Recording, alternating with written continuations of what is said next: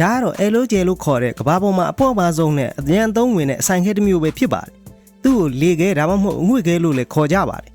1931ခုနှစ်မှာအမေရိကန်ဓာတုဗေဒပညာရှင် Samuel Stephen Kinsler တီထွင်ခဲ့ပါတယ်ဂျဲထဲမှာရှိတဲ့အရည်တွေကို super critical drying စနစ်နဲ့ဓာတ်ငွေအစားထိုးပြီးတော့အဆိုပါပို့ပါတဲ့ aerogel လို့ခေါ်တဲ့ပစ္စည်းကိုဖန်တီးနိုင်ခဲ့ပါတယ် aerogel အမျိုးအစားဟာ3-4မျိုးလောက်ရှိတယ်ဆိုပေမဲ့လည်း silica aerogel ကလူသုံးများပါတယ်နာနိုမီတာအရွယ်ချွတ်ပေါက်လေးတွေနဲ့စုစည်းဖန်တီးထားတဲ့အဆိုင်ခဲဖြစ်ပြီးတော့အလင်းဖြတ်တန်းနိုင်ပြီးလေးထက်3ဆပေါ့ပါတယ်အရန်ပေါ့ပါပေမဲ့သူ့လေးအချင်းရဲ့အစ1000ကျော်အထိကိုခံနိုင်ရရှိပါတယ်အပူချိန်1500ဒီဂရီစင်တီဂရိတ်လောက်ကိုခံနိုင်ရရှိပြီးတော့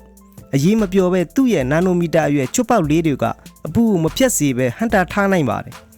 အဲ့ဒါကြောင့် NASA လိုအဖွဲ့အစည်းတွေကအာကာသယာဉ်နဲ့အာကာသဝတ်စုံတွေမှာအပူဒဏ်ခံနိုင်ဖို့အသုံးပြုကြပါတယ်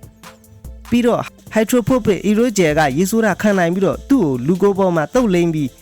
ရေထဲဆင်းမယ်ဆိုရင်တော့ရေကမဆိုးနိုင်ပါဘူးဒါကြောင့်လက်စစ်ပစ္စည်းနဲ့ပတ်သက်တဲ့ပစ္စည်းတွေမှာသူ့ကိုအကာအကွယ်ဖြစ်အသုံးပြုကြပါတယ် aerogel အားနည်းချက်တစ်ခုကဈေးရမ်းကြီးလို့လူတိုင်းအသုံးမပြုနိုင်သေးပါဘူး